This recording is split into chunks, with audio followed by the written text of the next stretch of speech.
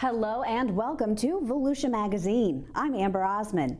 In this week's episode, the Marine Science Center releases its first turtle of 2017. The county makes it to the Forbes top 5. And later in the program, Joanne Magley sits down with Tim Baylie, Director of Volusia County's Parks, Recreation, and Culture. Those segments and more coming right up on Volusia Magazine. I hope you stay tuned.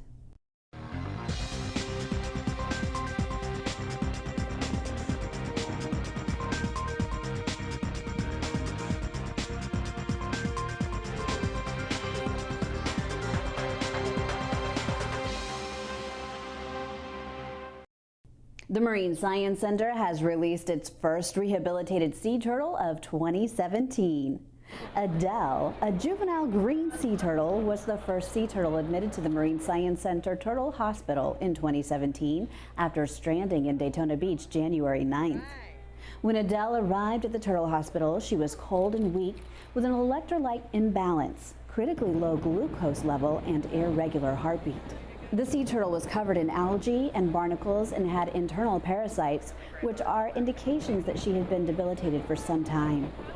After a successful medical treatment plan that included antibiotics, vitamin injections, and anti-parasitic medication, fluids, and a well-balanced diet, Adele made a full recovery, weighing 5 pounds when she was released. Today we were able to release Adele, who's a juvenile green sea turtle that stranded here in Daytona Beach early in January, and she was cold, she was underweight, she had a low glucose level, and her heart rate was really irregular. That was a real big concern in the beginning. We had to monitor her for 24 hours around the clock for the first few days just to make sure that we could get that heartbeat back to a normal level. And during the time here, she recovered well. She ate and gained over 1.5 pounds, which in a short period of time for a juvenile turtle, that's a good weight gain.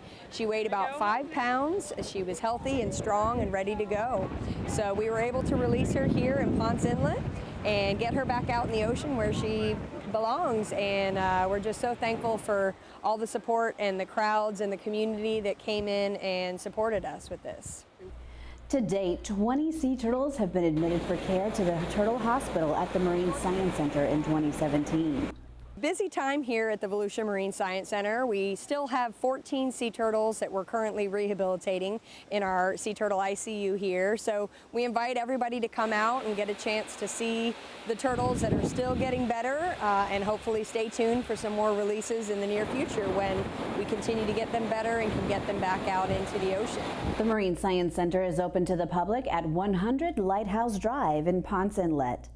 Visitors may view the Turtle Hospital and walk through a marine display area and Seabird Rehabilitation Center from 10 a.m. to 4 p.m. Tuesday through Saturday and noon to 4 p.m. Sunday.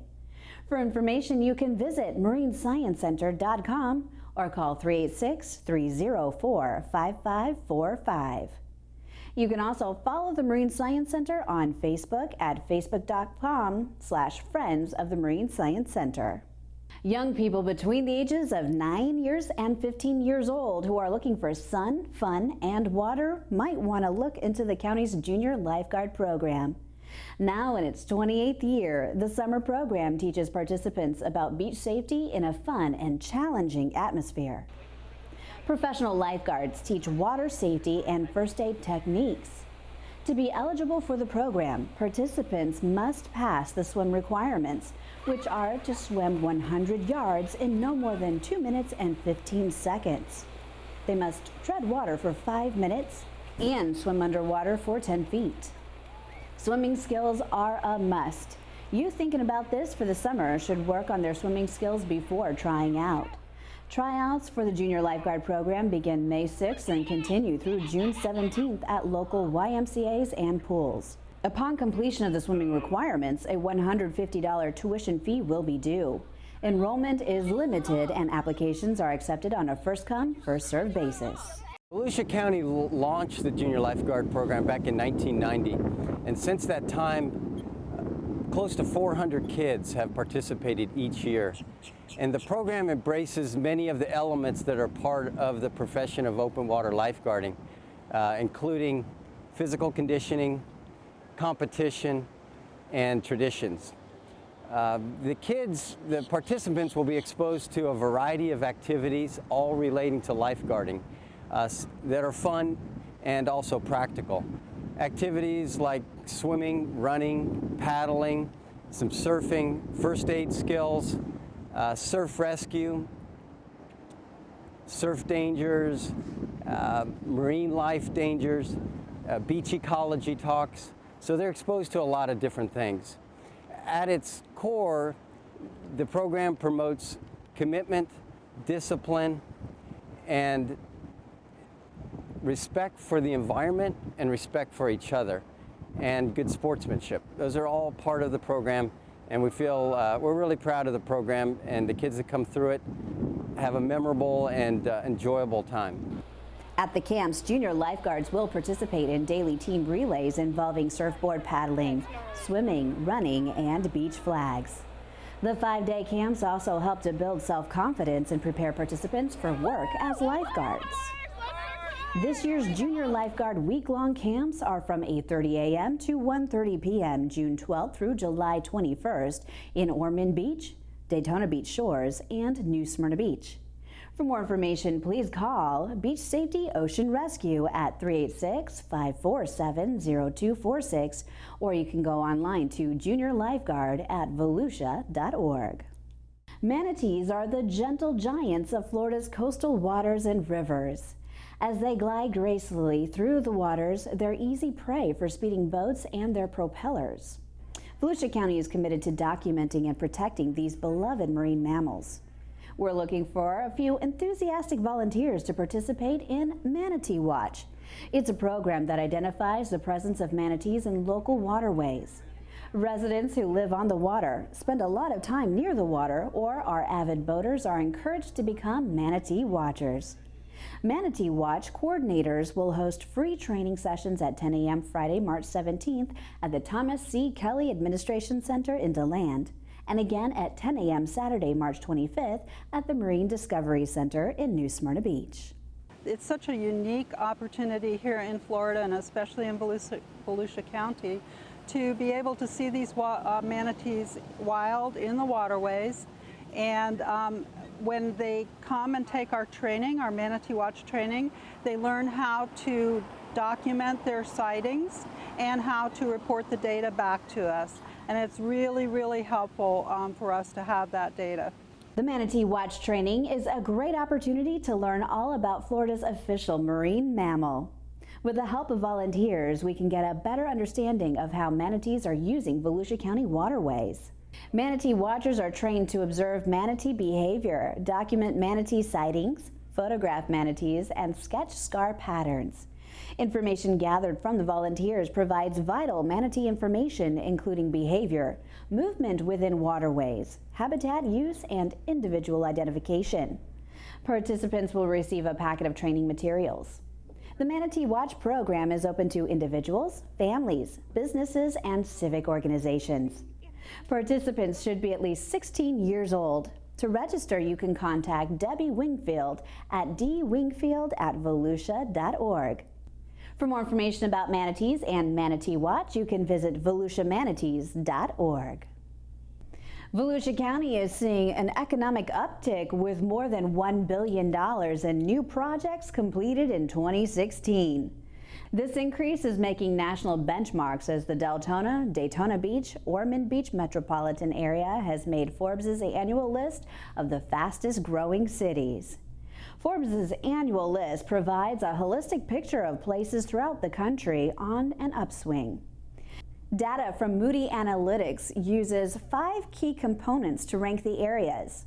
Those are growth of population, employment, wages, economic output and use, and home price growth. Analysts also factor how these important measures and others come together in an area, which means looking back to see which cities grew the most in 2016 and forward to project which cities will continue to make strides in 2017. In February of this year, Forbes published their 2017 list of America's fastest growing cities. So the results are, for the state of Florida, of the top 10, 6 cities or MSAs in the state of Florida were represented in that on that list, And in the top 15, 8 were in the state of Florida. So Florida performed very well.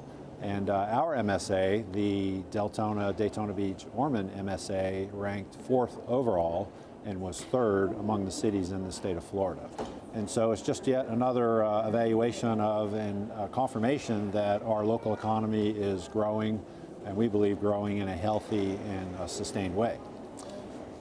According to the data, the Daytona Beach, Ormond Beach metropolitan area came in 4th on its list for its 2016 job growth.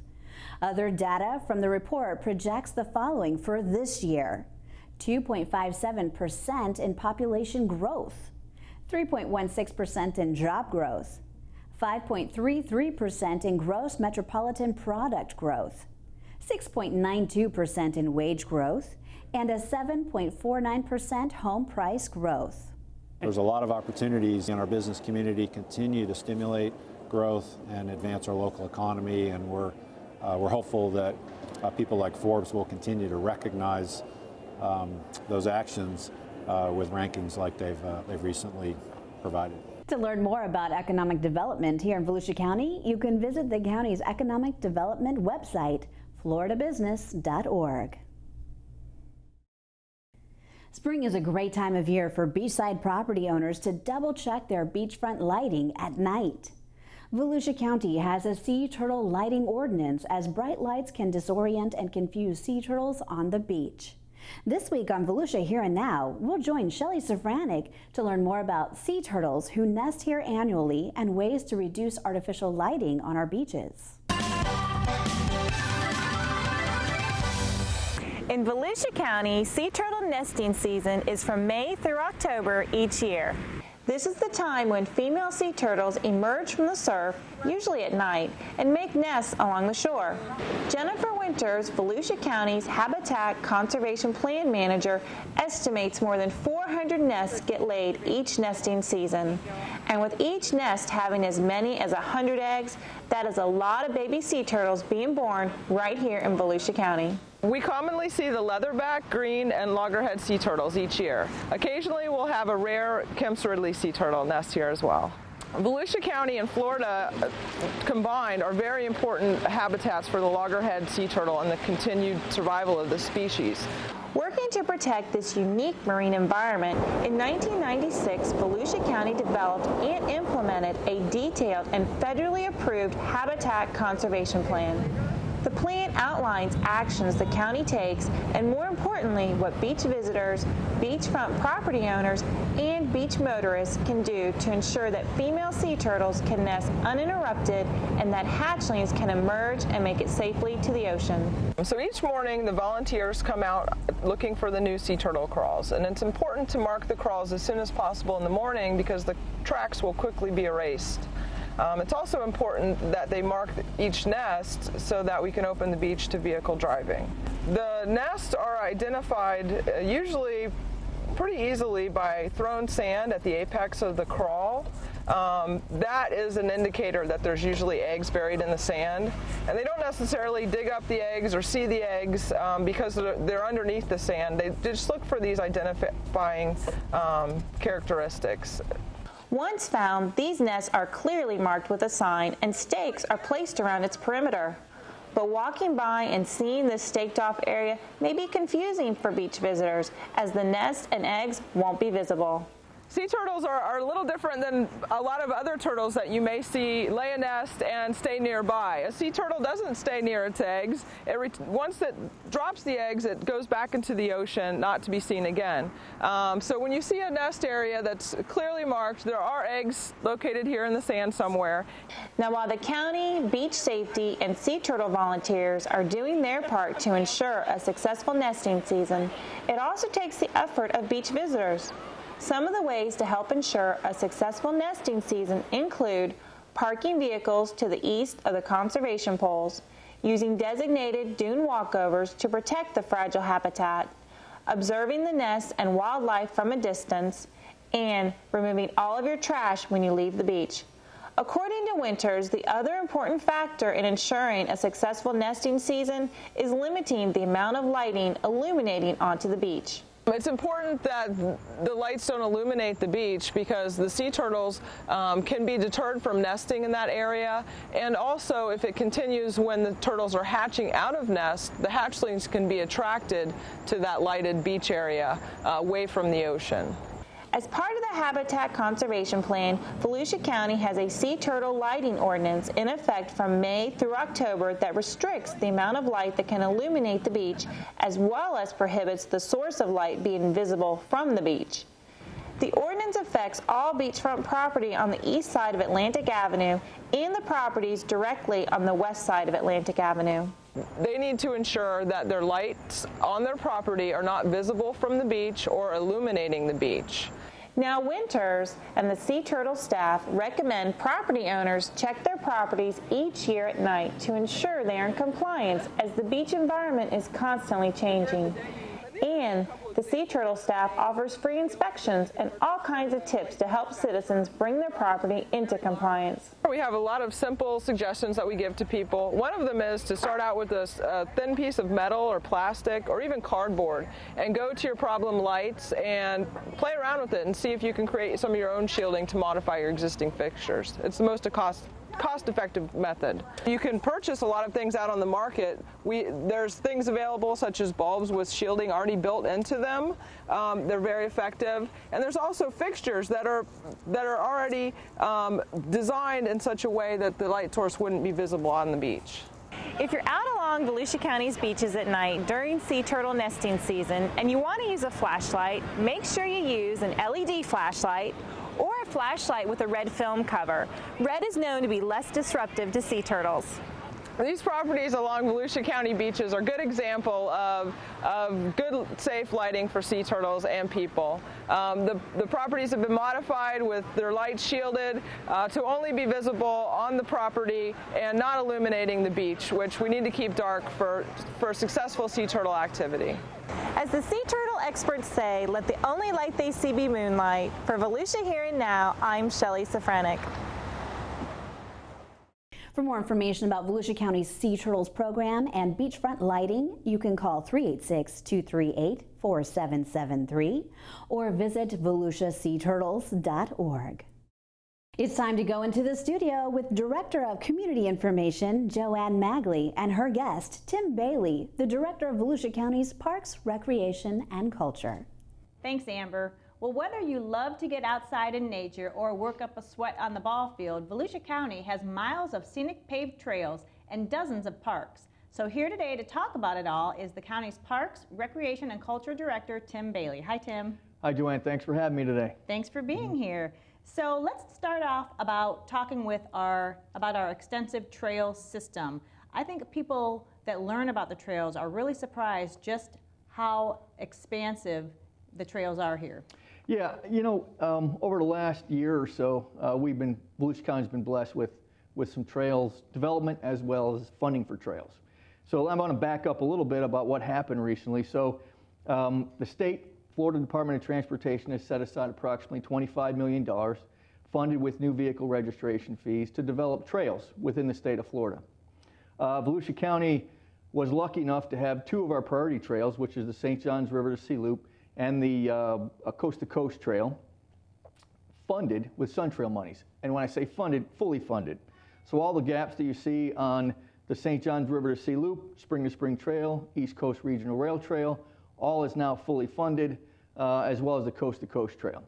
So with that, we got a lot of trail activities going on. Jerry Britton, county's construction engineer, I think currently has a design build contract out there for over 20 miles of trails on the east side of Volusia County, from Edgewater down to Titusville, over to Gobbler's Lodge at the Maytown Spur. And so that's underway.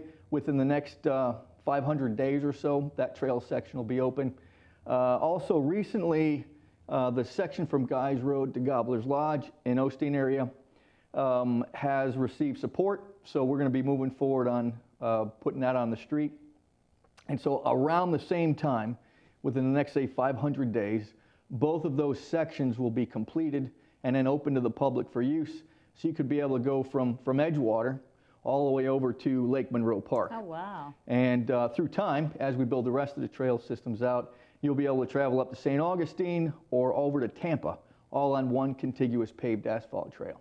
Lots going on with trails. So you mentioned asphalt. I wanted you to get into a little more of the design of these trails, because these aren't just dirt trails like maybe you would see, you know, in a wooded park. These are wide paved trails that can accommodate a number of different type of activities. That's correct. When we design these trails, we're looking for a 12-foot wide paved trail. In some cases, if it's over a wetland, it might be a wooden structure for the protection of the environment. In other cases, it might be a sidewalk, for instance, underneath I-4. But in most cases, it'll be a 12-foot wide paved asphalt trail. It might be a little skinny in certain areas because of right-of-way requirements, but in most cases, it's 12 feet wide. It's a good benchmark that's used nationwide, allows a lot of different users to pass safely. Even if you're walking, you could be 2 or 3 across, and bikers can come up behind you and pass, and same thing with oncoming traffic. So 12 feet wide is a good benchmark for the size of a trail. And the Volusia County Council has made trail development a major priority for the county. And not only is it a good for recreation or, you know, for your health, but trails have also proven to be a big economic development tool for communities to use. Yeah, you know, when you look at the real estate market, when you look at advertisements for real estate, trails are in close proximity to a home. It's always in their marketing piece that they say houses near a trail. And you look nationwide, you'll see an increase, but anywhere between 5% and 10% increase in property values in close proximity to a trail. So not only are you building economic development through your local community in terms of more people coming to your area using your trails, you're also building up your property tax base. With that, that translates to general fund revenues to help offset operating maintenance costs. So let's switch over to parks now, because you have a few projects that are, I guess, under construction. So tell us about those.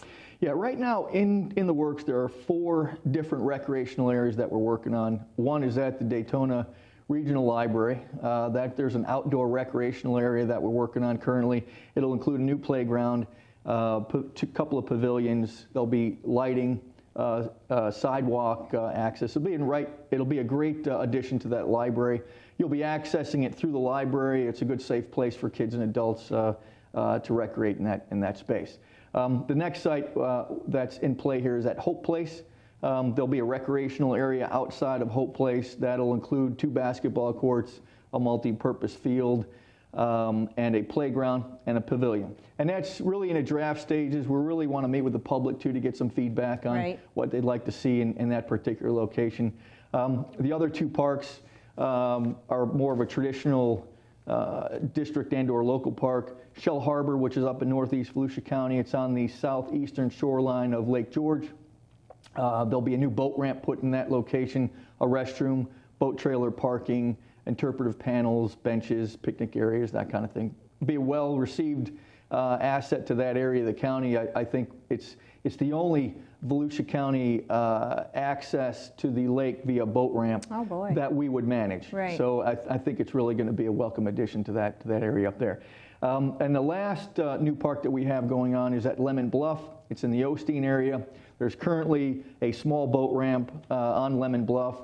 County acquired a few years back. There's some additional land about 300 feet, actually it's 200 feet, away from that existing boat ramp that will add a larger boat ramp, put in more boat trailer spaces, restrooms, some pavilions and picnic areas, benches, and there'll also be a dock in there with a canoe kayak launch. And we'll be sure to send out news releases and such when these parks are absolutely. open. Yep, absolutely. So everything that you do as far as parks and trails, you developed an app about a year or 2 ago now. So tell us about that. Yep, that's actually it's a great tool for you to access any of Volusia County parks. And when I say Volusia County parks, it's not just parks managed by the County of Volusia. We've reached out to the cities as well as all the other entities, whether it be LPGA or golfing areas or the cities. Yeah, the cities.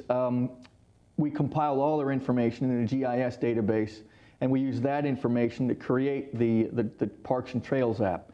All the information on there is really easily accessible. If you wanted to identify a particular trail type, There are multiple trail types. For instance, the paved, 12-foot wide paved asphalt trail is listed on there, as well as equestrian trails, paddling trails or blue wave trails, nature trails, mountain bike trails are all listed on there in individual categories where they are in the county. And then if you're traveling on a particular trail section, if you hit the button that says near me, it'll give you 25 of the nearest recreational assets near you and allow you to map your way over to those locations. It'll talk to you. It'll tell you where the restrooms are, where parking facilities are, where water is. It'll tell you where you are in the trail as you navigate your way. So it's a really powerful app. It's free. You can get it at Google Play or the App Store. It'll be a great addition to one of your apps that you're on your smartphone. Yeah, I mean, we're always looking for trails, you know, when you travel, and if you want to, you know, take a walk or a bike ride. So that's a great tool to offer to not just tourists, but people living here in Volusia County. Yep. So your division also manages hundreds of, probably thousands of young children in the summer for summer camps, but you also have a spring break camp. Tell us a little bit about the camps in general and how people can get their children involved. Sure. Right now, this year, we're offering camp at 2 locations, Gemini Springs Park, which is on the southwest side of Volusia County, and then Strickland Park, which is on the east side. And this is for the spring break camps? This is the spring break camp, yes.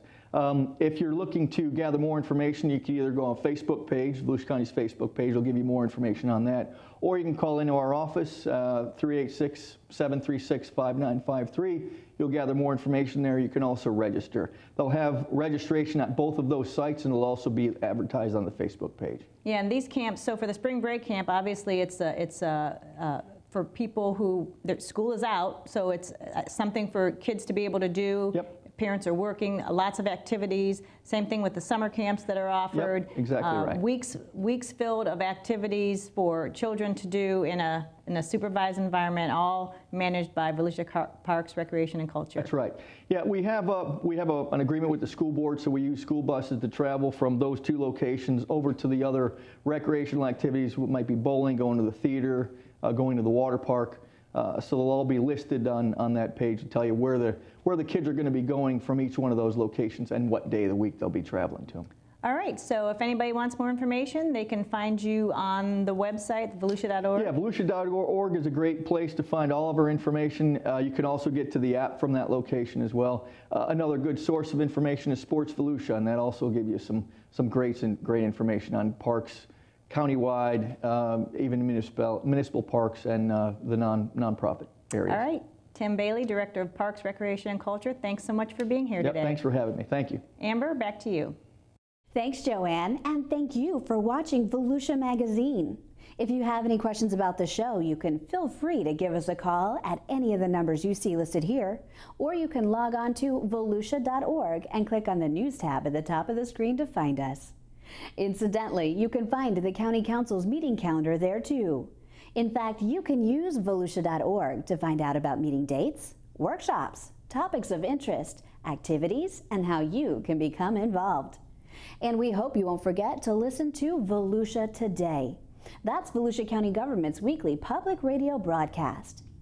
Volusia Today airs every Tuesday, Wednesday, and Sunday mornings on the local radio stations you see on your screen. For Volusia Magazine, I'm Amber Osman. Have a wonderful evening.